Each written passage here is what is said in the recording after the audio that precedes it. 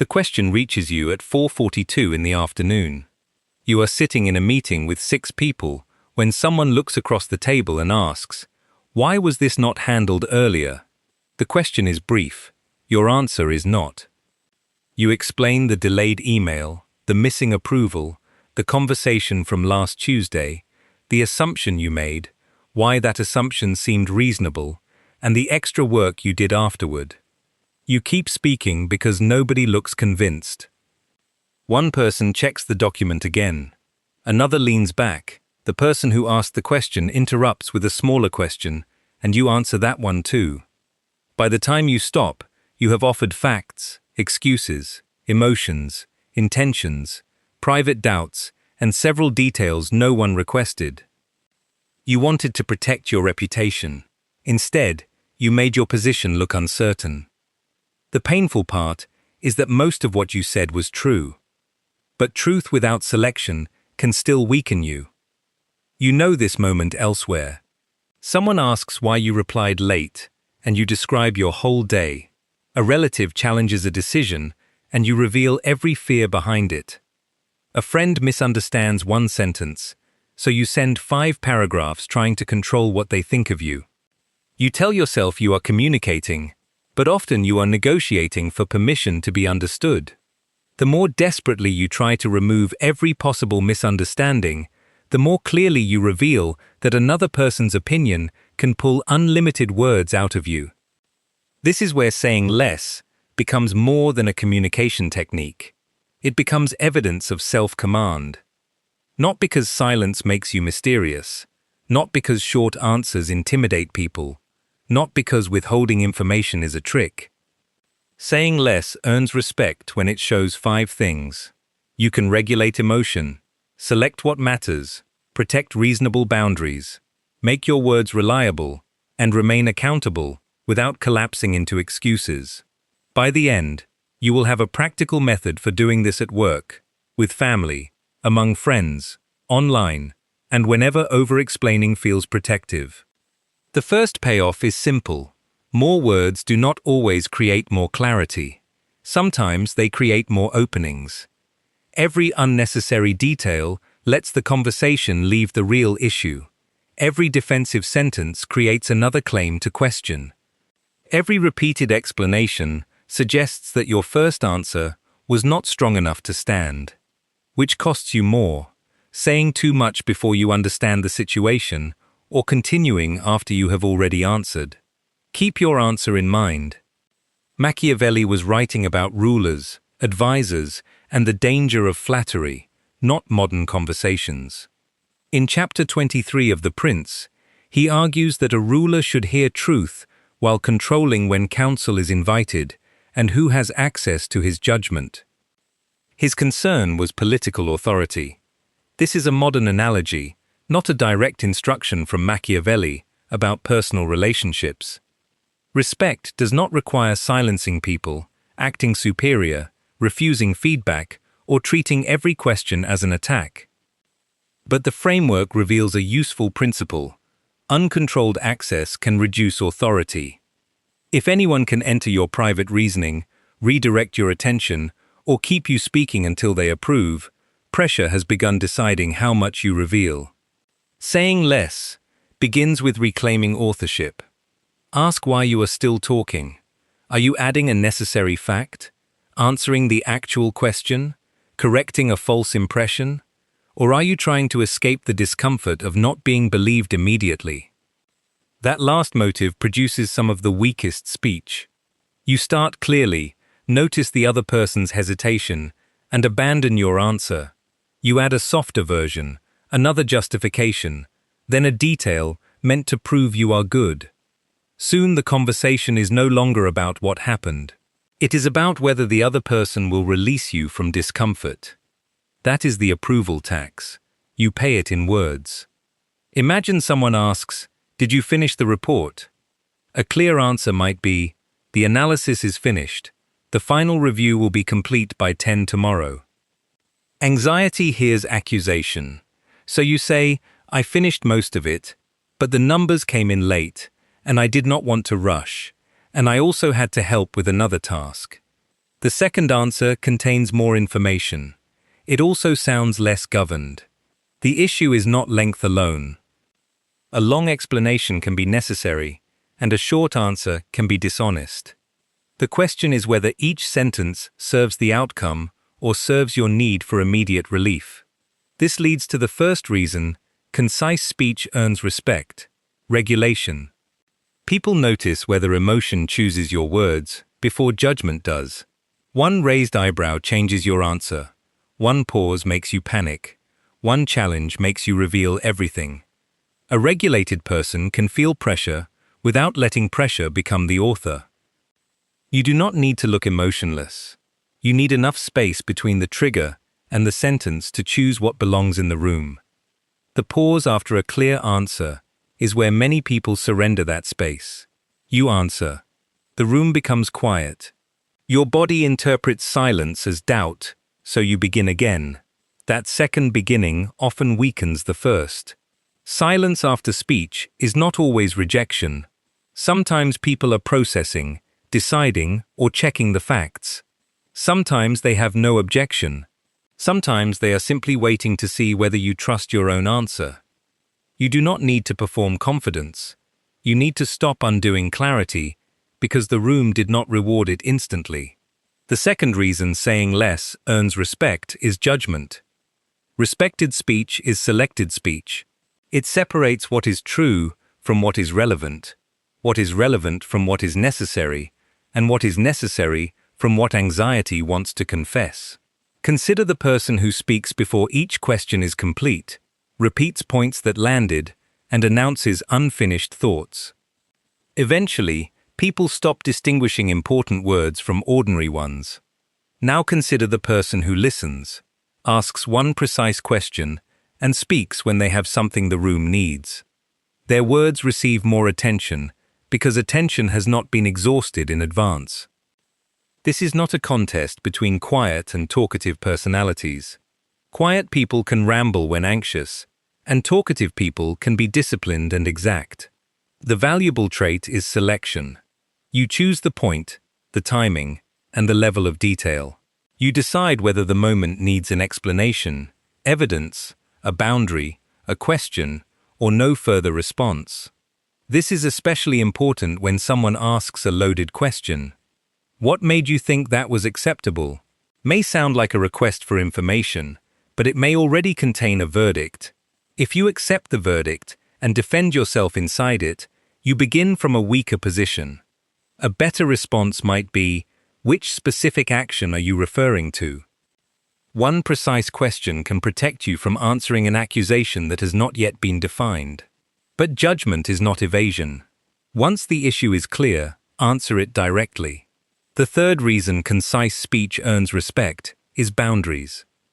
Excessive speech often gives away the structure of your inner world before trust has earned access to it. You reveal what embarrasses you, what criticism hurts most, what you fear losing, and which approval you hope to receive. With trustworthy people, honest disclosure can create connection. With careless or self-interested people, the same information can become leverage. This does not mean everyone is an enemy. It means access should grow with evidence. A new coworker does not need your complete frustration with the manager. A boundary-testing relative does not need every reason behind your no.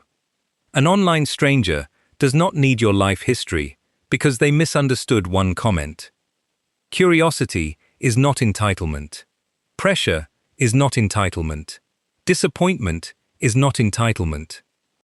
The strongest answer is often factual, proportionate, and complete. I cannot take that on this week. The deadline changed after the work began. I disagree with that description. I need time before I answer. That subject is private. Each sentence can be respectful without becoming an invitation to negotiate your private reasons. Yet this is where the lesson becomes dangerous if simplified. Silence is not always strength. Sometimes silence is fear wearing a calm expression. Sometimes saying less is how a person avoids accountability, hides a mistake, refuses necessary communication, or forces others to guess what should have been stated directly. Sometimes, the respected action is to speak longer.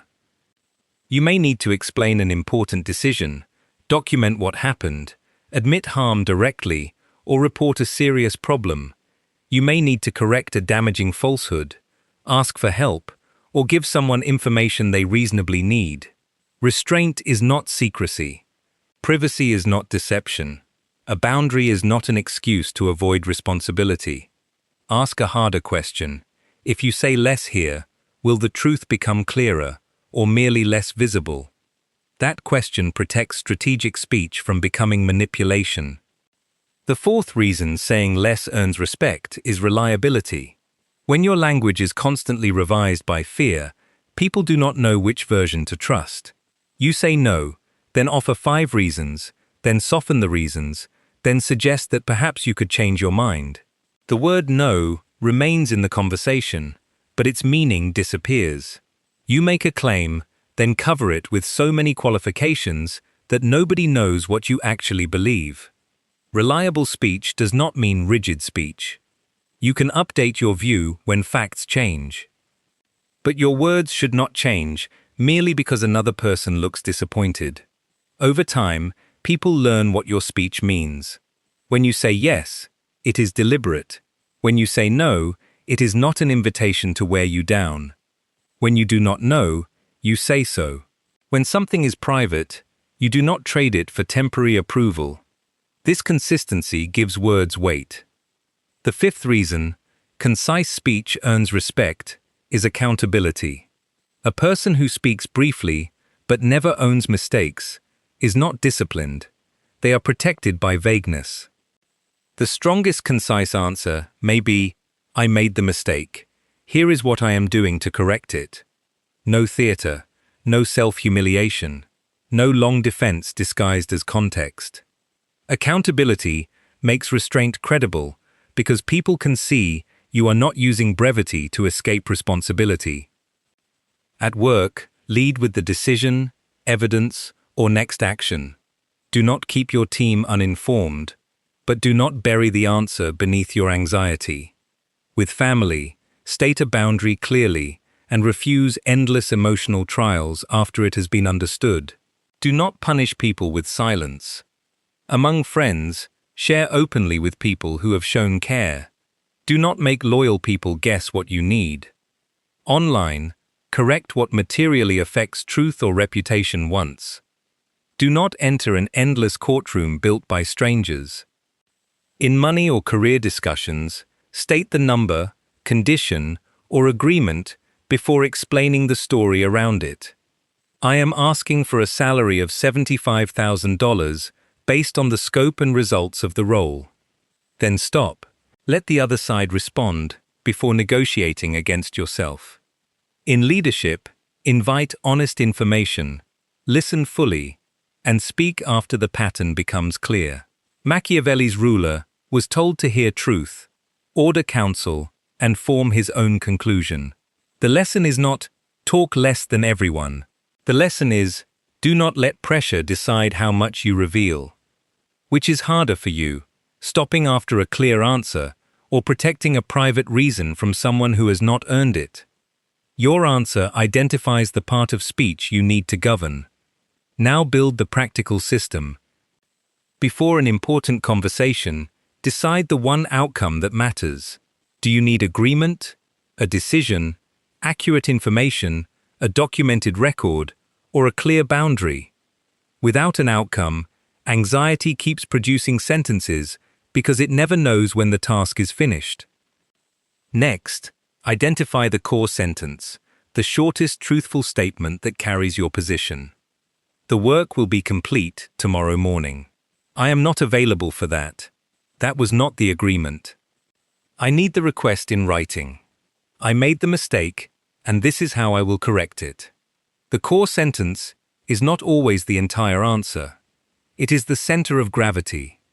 Then pass every additional detail through 3 gates. First, is it relevant? A true detail can still be irrelevant. Second, is it proportionate? A small question rarely needs your entire history. Third, is this person reasonably entitled to know it? Trust, responsibility, and direct impact may create entitlement. Curiosity alone does not. After those gates, answer once and stop long enough for the other person to respond. Do not add a second answer to a question they have not asked. If they request clarification, clarify the specific point. Do not reopen your entire defense.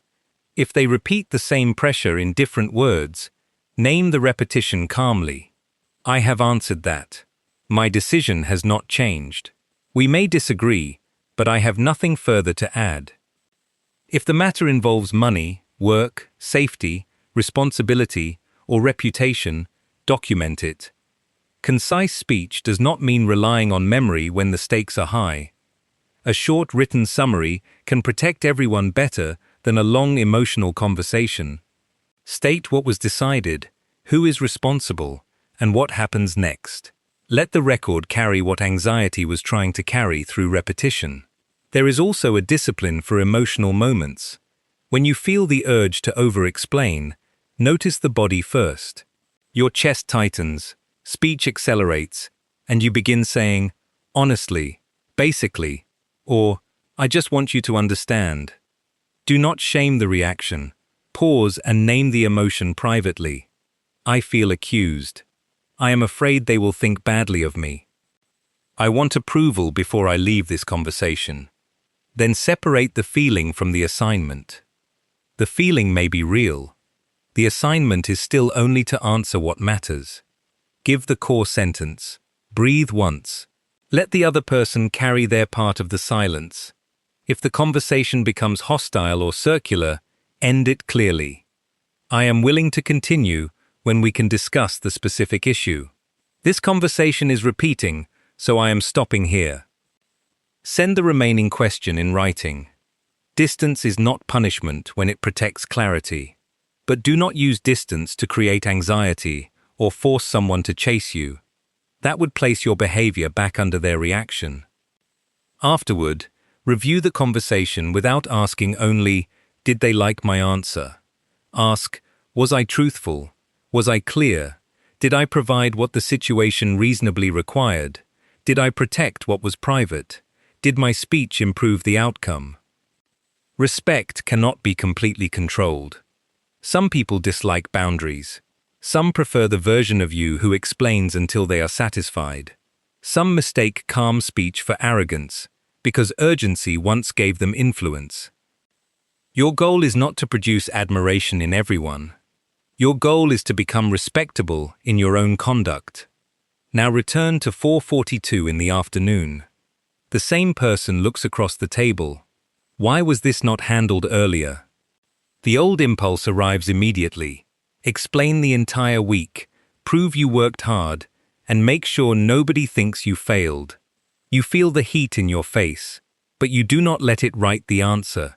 You ask, are you referring to the approval or the final delivery? The approval. You open the record. The approval request was sent Tuesday at 2:10. It was completed this morning. The final delivery will be ready tomorrow at 10. Then you stop. The room is quiet. Your anxiety offers 3 more paragraphs, but you do not obey. If someone needs another fact, they can ask. If you made an error, you will own it. If the record needs clarification, you will provide it. But you will not empty your entire mind into the room to purchase immediate belief. The person checks the timeline. Perhaps they accept it. Perhaps they challenge one detail. Perhaps they never give you the reaction you hoped for. That is no longer the measure of whether you spoke well. What changed was not your vocabulary, it was your relationship with pressure. You no longer experience every pause as a demand to surrender more. You no longer confuse being fully exposed with being fully understood. You no longer treat another person's uncertainty as an emergency inside your body. You speak enough for truth, responsibility, and clarity. Then you allow your conduct to carry the rest. Which practice will you use first? Finding the core sentence, stopping after one clear answer, or protecting a private reason that does not need to be revealed? Choose one and use it in your next difficult conversation. If this helped you see speech as a form of self-command, subscribe to the Machiavelli framework for modern lessons on human nature, boundaries, discipline, reputation, and ethical strategy. People do not respect you because you hide every thought. They respect you when emotion is regulated. Truth is selected by judgment. Privacy is protected by boundaries. Speech is made reliable by consistency, and restraint is kept honest by accountability. Say what the moment requires. Then let your character finish the sentence.